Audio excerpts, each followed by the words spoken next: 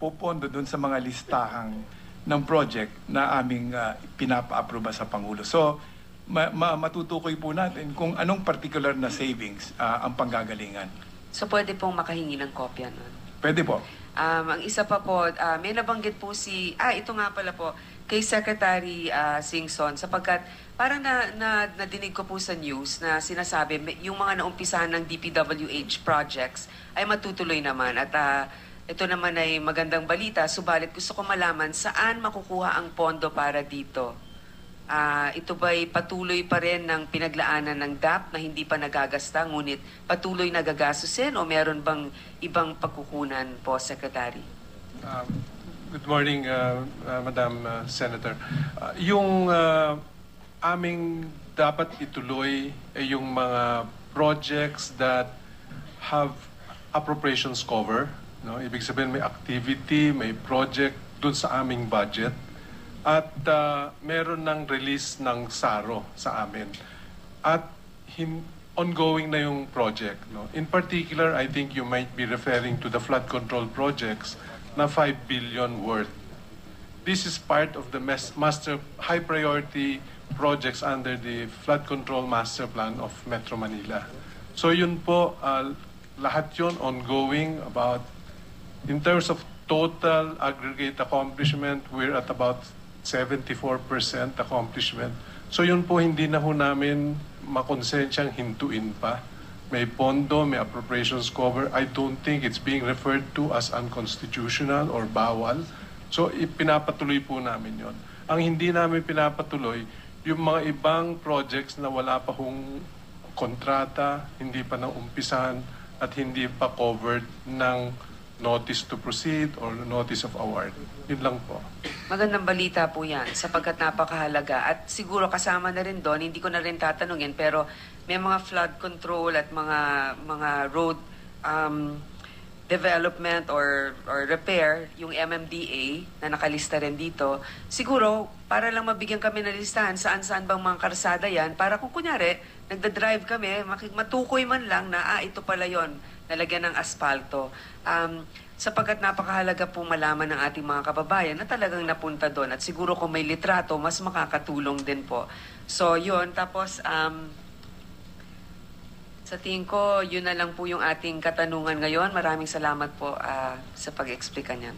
Thank you, Mr. Chair. Thank you, Senator Po. Before the Chair recognizes Senator Binay, the Chair first would like to recognize the Senate President Franklin Lacson. Thank you very much, Mr. Chair. Ilang punto lang po. Babalik tayo sa basic. Ito pong ating pinag-uusapan ay ang isang programa na sinabi ng Korte Suprema ay hindi sang-ayon sa ating saligang batas. At ang saligang batas po, ang pertinent provision ay Article 6, Section 25, Paragraph 5. Ano po nakalagay doon? Ang sinasabi sa ating saligang batas, no law shall be passed authorizing any transfer of appropriations. So, unang prinsipyo, hindi ka pwedeng maglipat ng appropriation. Dahilan po ang appropriation ay kapangyarihan ng Kongreso. Ngunit, ang saligang batas sinasabi din na ang Pangulo ng Senado, ang Speaker of the House, ang Chief Justice, and heads of the Constitutional Commission may by law be authorized to augment any item in the General Appropriations Law for the respective offices from savings in other items of their respective appropriations. Ito po ang nakalagay sa saligang batas. First question, kailan po naipasa ang saligang batas? Just for the record, kailan ratify? Yung ratification ho niya ay February 2, 1987. February 2, 1987. And therefore, the Constitution became effective on February 2, 1987 upon the ratification by the people. Now, ang sinasabi dito, sa ilalim ng isang batas ay pwede pong i-authorize ang augmentation ng any item in the budget. Is that correct? Tama po yun. Now, you are citing the administrative code. This administrative code is a law by itself. Is that correct? Tama po yan, Mr. President. And the law was passed after the ratification of the Constitution, Around 6 months after, Mr. 6 months after.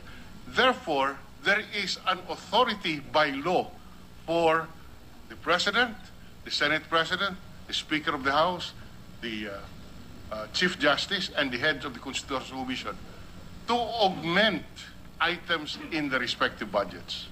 Is that correct? Mr. Chairman. Is that correct, Mr. Robert? Yes, Mr. Chairman. So therefore, you relied on this implementing legislation, which is the Administrative Code, in your action under Article 6, Section 25, Paragraph 5 of the Constitution. That's correct, Mr. Chairman. And it is on this basis that you augmented items in the budget from savings in the General Appropriations Act. That's correct, Mr. Chairman. And as previously pointed out by in this previous discussion, ang pinag-uusapan dito, ano ba yung savings? And that is where there are varied interpretations. Savings is defined by law. Is that correct? Yes, and more particularly in the General Appropriations Act, Mr. In the Chairman. General Appropriations Act. And therefore, if even assuming that that the Supreme Court says that is not savings, what you only violate is the General Appropriations Act, not the Constitution. That's correct, and that's has been our position, Mr. Chairman. Yeah. And by the way, just for the record, among us lawyers, alam po namin na ang interpretasyon ng batas at ng saligang batas, pwede rin po mag-interpret ang iba't ibang ahensya. Halimbawa, pag nag-render ng opinion ang Secretary of Justice, that is also an interpretation of the Constitution and the law. And unless reversed by the Supreme Court, that interpretation stands. Would you agree with that? Yes, Your Chair. And in this particular case, was Section 38, Section 39, and Section 49 of the Administrative Code ever declared unconstitutional by the Supreme Court? Not to my knowledge up to this point, Mr. Chairman. Sa katunayan, ang lahat ng mga gawain noon ng ehekutibo ay ginawa sa ilalim nitong batas na ito, ng Revised Administrative Code. Tama po, Mr. Chairman. So, and in fact, that is where you are citing yung mga ginawa noon, nag-umpisa pa sa panahon ng Pangulong Cory Aquino, kung saan yung mga cross-border transfers, yung mga augmentation, ay nangyayari na. Tama po ba? Tama po yan. At pinagpatuloy lang ng Pangulong Noynoy Aquino yung practices, yung interpretasyon ng mga nakaraang presidente. Tama po ba yan? Ganun nga po yan, Mr. Chairman. Ngayon, interpretasyon ni Presidente Cory Aquino, interpretasyon ni Pangulong Ramos, interpretasyon ng Pangulong Estrada, interpretasyon ng Pangulong Gloria Macapagal Arroyo, ay ganun din ang interpretasyon ng Pangulong Noynoy Aquino. Tama po ba? Ganun nga po yan, Mr. Chairman. Ngayon, so I cannot also I have to emphasize this because mukhang nagkakagulo na sa interpretasyon nitong Supreme Court decision. And I would just to go back to your previous statement, yung mga congressman at senador, hindi po tumanggap ng pundo rito. Hindi po ba? Katulad po nung pinaliwanag ko kanina, hindi po ganon ang Wala nangyari. pong pundong natanggap ang sinumang kongresista o senador. Oh, ganun po at hindi naman ho namin gagawin yon. At ang nangyari dito, nagnombra ng proyekto. Tama po yan. Kaya walang pasihan yung mga sinasabi ng iba. And this was in the newspaper and I hope she was quoted correctly. Ang sinasabi po ng dating National Treasurer, dapat isoli ng mga list ng mga congressman at senador yung DAP funds. Wala naman pong natanggap na funds, hindi po ba? Tama po yan. Wala kami natanggap, wala natanggap na ni piso. Iyon, nagnumbra kami ng mga proyekto. Ngayon, lahat po ba sa inyong mga records, yung pong mga kaalyado na ba ng Pangulong Noynoy ang nakapagnumbra ng mga proyekto? Hindi naman po. Hindi naman po. Lahat. Kasama sa koalisyon or nasa oposisyon, nakatanggap ho ng DAP. nakanumbra ng proyekto. Nakanumbra ng proyekto. More accurately. More accurately. Hindi po nakatanggap ng DAP. Dahil pag sinabi mo nakatanggap ng DAP, kaya ang sinasabi ng Nakapag-nominate o numbra ng proyekto. Nakapag-propose, nakapag-hain at At kung sa tingin ng Pangulo, yung nominated project can do good to the economy, etc., that is when the executive can approve it and fund the project out of savings and by augmenting an existing item. tama po yan, Mr. Chairman. So that halimbawa, mayroong pondo para sa isang kalsada. Ang sinabi ng isang congressman o senador, pwede ho bang punduhan mo itong kalsada sa probinsya ko? At itong kalsada na nasa General Appropriations Act ay hindi nagagawin for whatever reason. Wala pong bawal na ilipat ang pondo mula doon sa appropriation for a particular road to the project nominated by a legislator or by a cabinet member. Tama po yan. Let us emphasize that it is not only the legislator who nominates. Even cabinet members nominate. Is that correct? Maski na ho, karaniwang mamamayan, nakakatanggap po kami ng sulat, Mr. Chairman. So hindi lang po mga at karapatan ng bawat hensya, karapatan ng bawat mamamayan na ipaabot sa Pangulong Noynoy ang kanilang pangailangan. Tama po ba? Nangyayari naman po ho yan. Ngayon, sinabi kaya nga lahat naman, regardless of whether they are affiliated with the President or allied with the President or in the opposition, pwede pong magnumbra. Tama po yan, Mr. At Chairman. mayroon sa record na nagnunumbra ng proyekto na galing sa opposition. Meron po. Mayroon din pang mga proyektong na... So, halimbawa, sino po? Well, dito ho sa Senado, isa lang po ho ang hindi humingi ng pondo na napapaloob doon po sa DAP savings. At yan po ay si Senator Ping Lacson.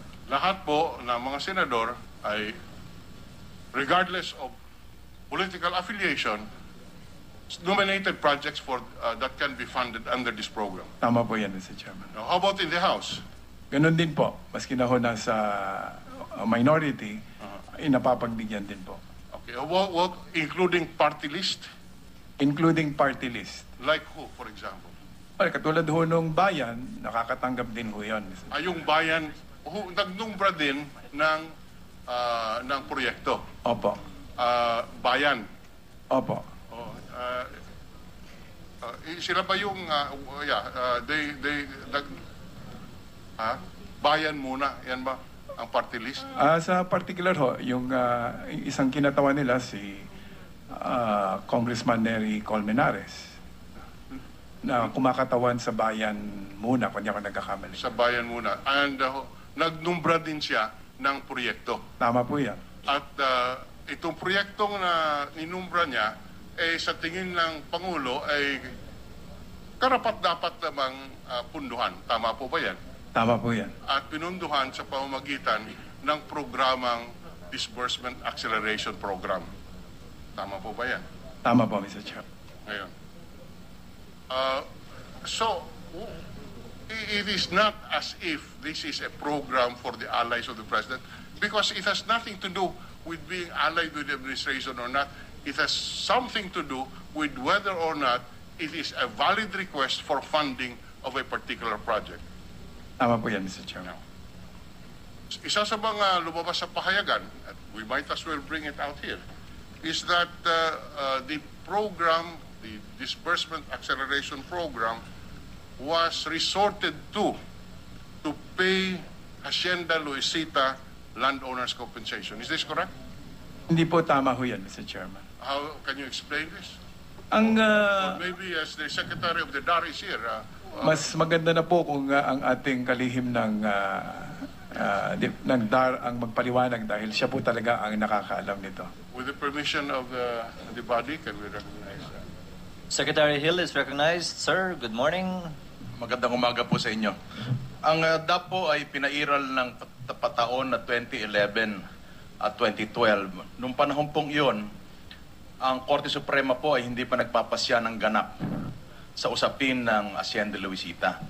Pangalawa po, ang nabanggit po doon sa DAP na napunta sa landowners compensation ay hindi po dagdag na allocation na lampas sa ibinigay ng Kongreso. Ang napasama po lamang sa DAP doon sa landowners compensation ay yung release ng cash. Sapagkat pag sinuma po natin yung 2010 allocation at 2011 allocation, yung po eksakto ang halaga na nilabas for landowners compensation. At ito pong landowners compensation na ito, nung particular noong 2011, kaya po kami nag-request na ma-release agad yung cash ay sapagkat natalo ho ang pamahalaan natin sa Korte Suprema sa kaso ng Apo Iho Fruits sa Davao, kung saan nagbayad ang gobyerno ng malaking interest doon sa nabinbin na pagbabayad, sabi ng Korte Suprema, doon sa landowners compensation. So hindi po nilabas, humiling ang DAR at Land Bank sa DBM ng release ng cash para bayaran ng Hacienda Luisita. At lahat po ng landowners ay talagang binabayaran naman natin mula dito at ito pong utos ng ating saligang batas. Wala pong pundo na nanggaling sa programa. Ito po'y pundo na nasa appropriations na pambayad talaga sa lahat na landowners dahilan po ito ang sinasabi ng ating batas. Tama po yun. Now, Secretary Abad, mayroon ding sinasabi, mayroong 2 bilyon na napunta sa Tarlac. Totoo ba sa ilalim ng programang ito? Ang unang napabalita ay 10 bilyon at siguro po, Mr. Chairman, pwede kong paliwanag ni Secretary Singson kung saan napunta itong 2 billion pesos na napunta sa lalawigan ng Tarlac. Secretary Singson, magkano po at saan napunta? You are recognized, sir. Maraming salamat muli, Your Honors. Let me just refer to the particular item of 2 billion.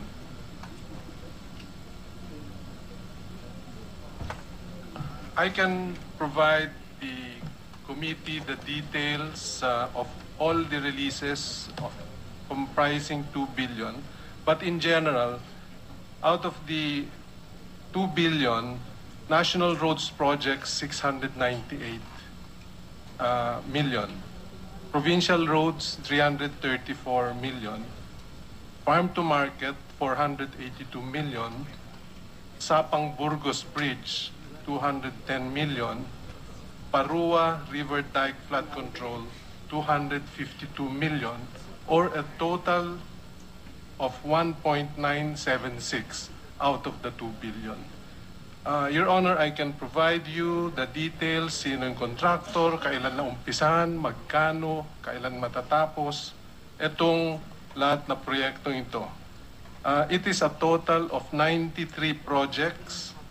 All 93 are completed. Kindly furnish us, Mr. Secretary, with a copy of the documents you just read to the committee. Yes, Your Honor.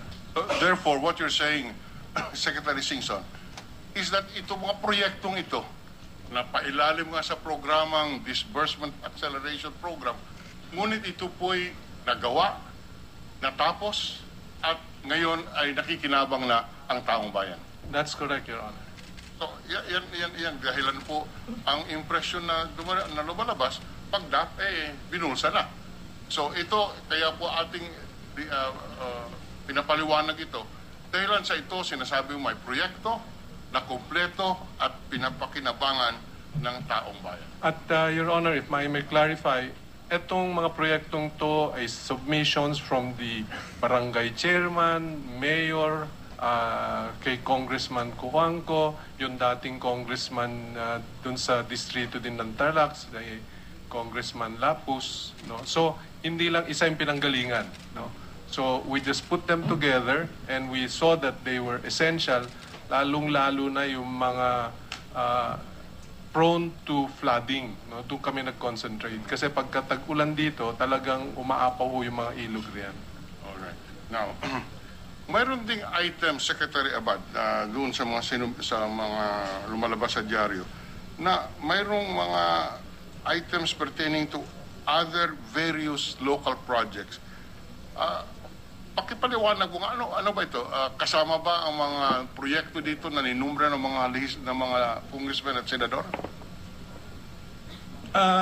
Basically ho, mayroong mga tatlong grupo yan na nagsusumiti ho ng mga request for local projects na amin pong kinonsolidate. At dahil ho napakahaba ng listahan, dito ho sa summary, hindi na ho namin nilagay ang bawat proyekto. Pero dito ho sa itong listing na ito, makikita lahat ho yan.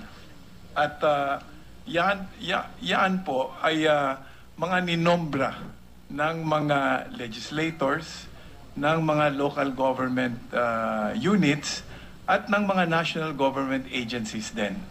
At amin po ngayong hinihimay ho yan dahil ang hawak ho lang namin ay yung SARO para tinitiyak na alin ang ninombra ng senador, alin ang ninombra ng congressman, alin ang ninombra ng mga local officials, at alin ang ninombra ng national government agencies o di kaya naman mga GOCCs. Pero tinignan ho namin itong mga proyektong ito at ganito ho ang distribution.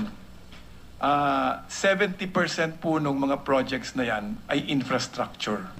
70%. Itong infrastructure, you can check the existence of this. Opo. Pwede hong, kasi nandito ho yung listahan eh. Pwede hong puntahan yung lugar kasi nakalagay naman kung saan bayan o saan probinsya. At 12% ay social service. Halimbawa, yung mga nangangailangan ng paggamot sa ospital. Meron kasing mga inilalagay na pondo sa mga ospital ang mga legislators na kung saan pinapapunta yung mga pumipila sa bahay pag umaga. At dinaan nyo ito sa programa ito dahil hindi sapat ang appropriation para sa mga social services. Tama naman po yun. Meron ding educational program. Yan ang susunod na pinakamalaki. At yun naman, marami ho kasing nagsumusuporta ng mga scholarship programs para sa secondary tsaka sa tertiary. So meron pong ganong klaseng classifications. Yun lang, gusto ko lang bigyan ng din na hindi po bawal ang pag-augment ng appropriation sa general appropriation. Yan po ay may authority under the Constitution at ang authority under the revised administrative code. We emphasize na itong administrative code ay binuo in implementation of the constitutional provision which authorizes augmentation of savings. Is that correct? Tama naman po yan, Mr. Chair. So that, in other words, the Congress, through, at that time, as the legislative powers were exercised by the Chief Executive, interpreted Section 25, Paragraph 5, Article 6 of the Constitution in the manner that it is defined in the revised Administrative Code of 1987. Is that correct? Tama po yan, Mr. Chairman. I can yield the floor. Thank you, Secretary Thank you, Abad, Senate President Ron. Liwanagin ko lang ho, pag sinabing nombra, nag-propose po yun ang ibig sabihin nun. Baka kayo lang ni Senator Dilo nagkakaintindihan sa nombra nyo kanina pa Kasi kanina sinasabi niya, pundo na binigay. When you say ninombrahan, pinropose ng mayor, governor, senator, congressman, private individual, or national government agency? Tama po yan. Sa katunayan po, Mr. Chairman, maski na ho kami sa DBM, wala ho kaming, maliban dun sa budget namin as DBM, pero yung mga budget ng ibang ahensya, wala ho kaming nakahawakang pera dyan.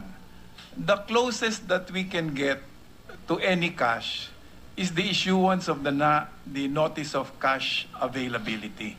At yun po, kapag in-issue ho namin, ang sinasabi lang namin, yun pong treasury, naglagay na ng pera sa inyong bank account at pwede na kayong mag-issue ng cheque para bayaran ng inyong creditors or suppliers. So maski na ho kami sa DBM, gustuhin man namin, wala ho kaming hinahawakang cash na ibinibigay sa mga departments. Ang hinahawakan lang namin cash ay yung budget ng aming kagawaran at wala akong iba. Before we proceed, Secretary Abad, a suggestion probably para mas klaro po at maintindihan ng ating mga mamamayan, pakibigyan na lang kami ng summary. Ilang kilometrong kalye ba yan? Ilang ospital ba yan? Ilang classroom ba yan? Para sa konkretong pamamaraan, makita kung saan napunta ang pondong pinag-uusapan nating 144 billion. Dahil yung mga konseptong economic services, social services, kayo-kayo lang ho, tayo-tayo lang nakakaunawa niyan. Mas maunawaan marahil kung konkreto, ano-ano ba talaga at ilan. Pwede hong gawin yan, Mr. Chair. Thank you, Mr. Secretary. Chairman, just one more point. Senator Drilon, yes sir. Can you flash on the board yung mga pinakita mo kanina, yung gawain mula pa noong panahon ng President Cory Aquino insofar as use of savings and the releases from the savings? Meron kang pinakita kanina? Before that. All right. Yan po, may mekanismong tinatawag reserve control account na inumpisahan ng President Cory Aquino. Tama po ba yan? Tama po yan, Mr. Chair. 1989. At doon ginamit ang savings to the amount of about 17.5 billion. Is that correct? Mr. Chairman. Now, during the time of President Ramos, again, the reserve control account was continued. Tama po yan. Ito po equivalent to the DAP or Disbursement Acceleration Program. Tama po yan, Mr. Chair. Ganon din ang konsepto. Iba lang ang tawag. Ang layunin po, kasi ang problema nila ho nun, may fiscal crisis. Okay. Kaya dapat ho, tinitiyak nila na yung gastusin nila ay hindi sosobra doon sa pwede nilang kitain. Kaya sa umpisa ng taon, sa katotohanan po, itong reserve control account, ini-impound ho yung pera sa umpisa ng taon as much as 25% Mayroong of the memorandum budget. yan, ang Pangulo. Tama po yun. At sinasabing reserve. Ang ibig sabihin, umpisa ng taon, sinasabi na ng mga Pangulo noon, may savings tayo na 25% dahil hindi namin i-release yan. Oho, hindi ho nila, withhold ho yung appropriations. We withhold ang appropriation and therefore considered as savings through what was called a reserve control account.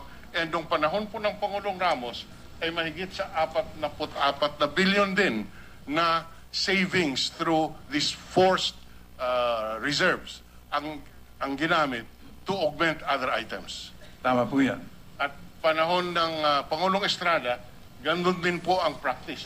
36.8 billion ang version ng DAP noong panahon ni Pangulong Erap na ginamit din to augment other items in the budget. Is that correct? Tama ho yan, Mr. Chairman. Now, panahon ng Pangulong Gloria Macapagal Arroyo, ang savings na sinasabing savings, notwithstanding the deficit, was ang ginamit 189.2 billion. Tama po yan, Mr. Chairman. So, ito po ang ibig niyong ipaliwanag sa taong bayan na ito po ay ang interpretasyon ng lahat na Pangulo sang-ayon sa Administrative Code kung paano po ang paggamit ng pondo ng gobyerno sang-ayon sa Administrative Code at sang-ayon sa saligang batas na inyong pinaniwalaan na tama. Tama po yan, Mr. Chairman. Ngayon, just on the next slide, just on one final point. Isa sa mga sinasabing bawal, yung cross-border transfers. Ang ibig sabihin, bawal na ilipat ang pera mula sa Kongreso, palipat sa Executive, or other way around, or ang appropriation noong Executive, ilipat sa ibang sangay ng pamahalaan, sa constitutional bodies o sa Supreme Court.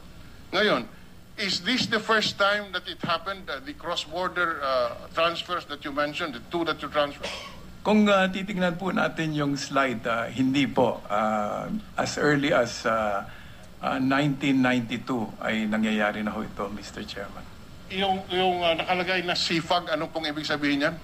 Constitutionally, fiscally autonomous groups. Diyan ho napapaloob yung, halimbawa ho, yung COA, yung Ombudsman, yung COMELEC, at iba po hong mga ahensya na merong autonomy dahil sa saligang batas. And in 1992,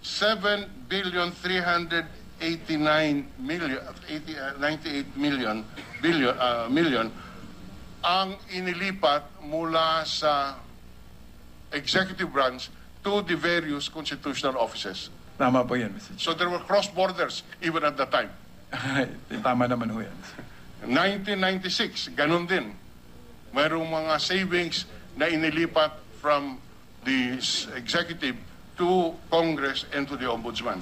Tama ho yan, Mr. And Chairman. etc. down the line, 1997, 1998, 1999, na 2000, etc. Lahat po ng sa mga taong sinasabi natin ay nagkaroon ng paglilipat mula sa ehekutibo to the other branches of government during those times. Tama po yan, Mr. Chairman. And these were necessitated because, for example, in the COMELEC, kulang ang pera ng COMELEC, may halalan. Kung hindi natin pagbigyan ng pera at wala ng session ng Kongreso, dahilan sa Kongreso, we adjourn in February during election year, hindi magkakaroon ng halalan.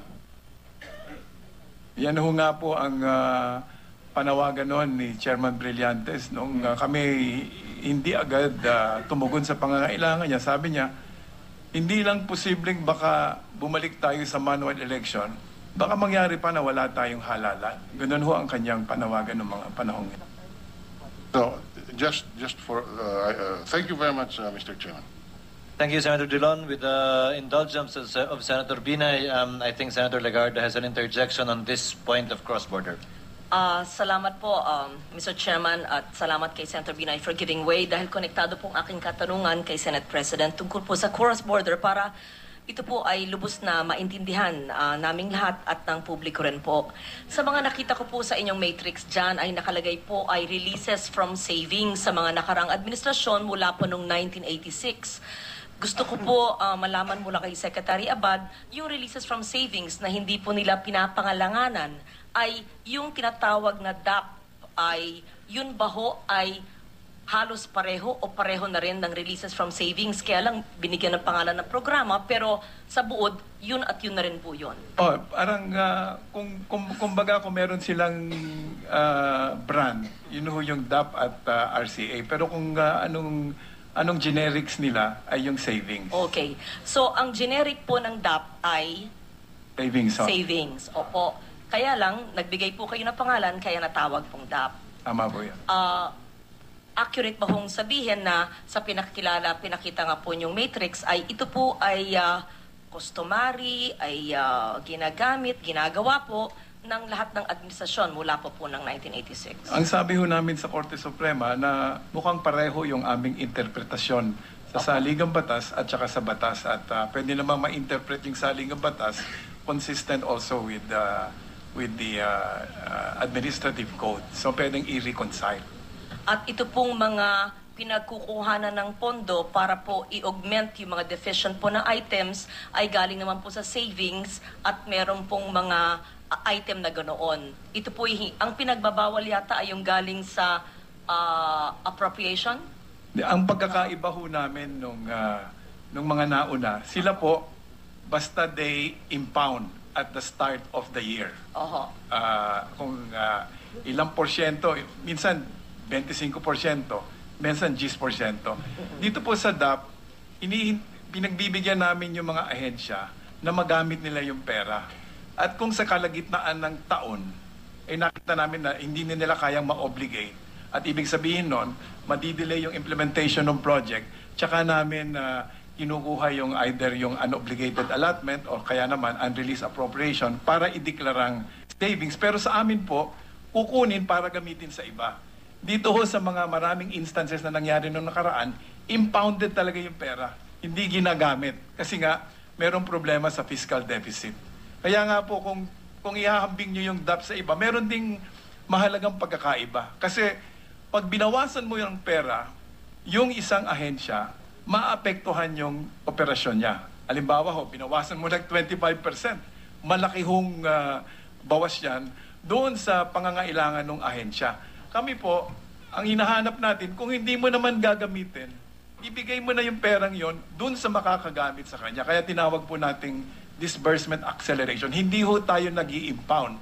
Sa katotohanan nga, dito po sa desisyon ng Korte Suprema, merong isang petitioner na sinasabi, ay yung DAP, impoundment yan. Pero sabi ng Korte Suprema, dito sa desisyon na ito, hindi impoundment ang DAP.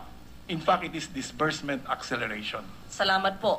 Sa makatuwid, ang practice po mula 1986 na tinawag sa generic name po na savings at ang paggamit po sa savings para po i-augment ang mga deficient po na items ay tinawag lamang na DAP, pero generic po dyan ay savings. At hindi po ito'y bagong creation po ninyo o nag-administrasyon, kundi ginagawa na rin po. Ang mga administrasyon, they exercise also their prerogatives as, halimbawa, ang Pangulo ho kasi natin is the Chief Executive Officer of the country. He is the principal economic manager. So malaki ho ang responsibilidad ng ating Pangulo at meron ho silang hinaharap na mga hamon at problema. At depende kung ano yung hamon na yon, sila po ay bumabalangkas ng tugon. At kami po, ang tawag ay DAP. Yung iba po naman ay Reserve Control Account. I understand now. May binanggit po si Senate President tungkol sa COMELEC. Meron ba hong request ang COMELEC at meron din kanina nagbanggit na mga Hall of Justice kung saan po ay ginamit din ang pondo mula sa mga request sa DBM. Ito ba'y matatawag ba hong cross-border? Maari po niyong ipaliwanag sa amin para mabuo po sa aking kaisipan na meron palang ganun mga request noon. I think just a year ago or right before the elections ay meron nga request ang COMELEC na i-augment ang kanilang pondo para po mapagpatuloy yung paggamit ng PCOS machines. Natuloy ba ho ito? Ito ba ay tinatawag na cross-border? At ito naman po, kaninong suggestion po ito? Ito ba ho ay napatupad? At ito po ba ho ay kinoconsider na pagbabawal dahil po sa Supreme Court decision? Ang tinutukoy niyo po yung COMELEC ho o yung Korte Suprema? The COMELEC PCOS machines augmentation of funds request to the DBM na kulang po ang kanilang pondo, sila po ay nag-request, di ba ho? Pwede nyo kaming paliwanagan kung ito ba ho ay DAP, cross-border, at sino po ang nag-suggest nito? I think it was mentioned a while ago. I just wanted to be clarified on that. Katulad ho na nabanggit ni Senate President Drilon, kasi ho nung halos kalagitnaan ng nung taong 2012, meron ho kasing mga petisyon sa Korte Suprema. At nung magpasya ho ang Korte Suprema, ang sinabi ng Korte Suprema, mas mabuti pang bilhin nyo na lang yung PCOS machines kaysa upahan nyo, magagamit nyo pa ulit yan pagkatapos ng 2013 elections. Ngayon, nung naggagano ng pasya, siyempre meron ding, hindi lamang yung pagbili ng makina ang kailangan mong tustusan. Kailangan i-store mo yung mga makina, kailangan ibiyahe mo yon, kailangan i-maintain mo yon. So, sabi ni Chairman Brillantes, kung bibilihin namin yan, ay mangangailangan ako ng karagdagang budget. At matatapos na yung taon na ito, at nalalapit na yung halalan, kung kami ay pupunta at dudulog sa Kongreso sa pamamagitan ng supplementary budget, at mismong sinabi yan ni, kung di ako nagkakamali, Justice Peralta, na kung pupunta ka dyan, dadaan ka muna sa House of Representatives, pagkatapos pupunta ka sa Senado, pagkatapos magbabay kampiyon, baka mamaya mayroon pang petisyon na sabi, hindi pwede niyong gawin yan, matatanggalan yung kaso bago dumating sa executive. By that time, baka tapos na yung halalan. Kaya ang dilema ng COMELEC noon, kulang ang kanilang savings, hindi sila makapunta sa Kongreso, ang executive na lang ang nalalabing pwede nilang lapitan. Ngayon, kung sa ganyang klaseng sitwasyon, atin pong ipatutupad ang gusto ng Korte Suprema, ano ho ang mangyayari? Sabi ni Chairman, baka bumalik tayo sa manual. Or, kung hindi, baka wala tayong eleksyon. Ngayon, sino naman ang sisisihin ng taong bayan? Malamang hindi yung COMELEC Malamang ang executive. Kasi sasabihin ng taong bayan, may pera kayo, hindi pa ninyo tinulungan. Kaya ho yun yung instance na sinasabi natin na bagamat tatlong magkakahiwalay na sangay ang judiciary, executive at legislative, hindi naman sinasabing parati silang magkahiwalay. Dahil sila ay tatlong sangay ng isang gobyerno. At silang tatlo, ang pangunahing interes nila ay umunlad ang gobyerno. Very clear. Napatupad ba ho yun at yung savings po ay nanggaling sa DBM at nabigay po sa COMELEC, which is a constitutional Ang hiningi po nila, nagkaroon din kami ng matagal na usapan dahil una, gusto nila 5 billion, kami naman, inuusisa namin talaga kung anong kailangan, 4.1 billion ho ang ibinigay, idinagdag, inaugment dun sa deficiency in the existing items, appropriation items of COMELEC. At natuloy nga yung halalan ho. Yes. And you're referring to a Supreme Court decision or petitions before the Supreme Court, meaning that do you have, meron po kayong kasulatan galing sa Korte Suprema na ang isa sa mga justices or sila po ay hindi lingid sa kanilang kaalaman na meron pong suhestyon na kumuha po sa savings mula sa DBM, which belongs to the executive, na ilipat po sa isang constitutional office gaya po ng COMELEC. Hindi naman po sinabi nung mga huwes na pumunta kayo sa executive. Sinabi lang sa kanila na pagdadaan ho kayo doon sa Kongreso, hindi kayo makakatiyak na baka maaprubahan yung hinihingi yung supplementary budget ay maaga yung maisasagawa yung preparasyon yung baka matapos ng eleksyon.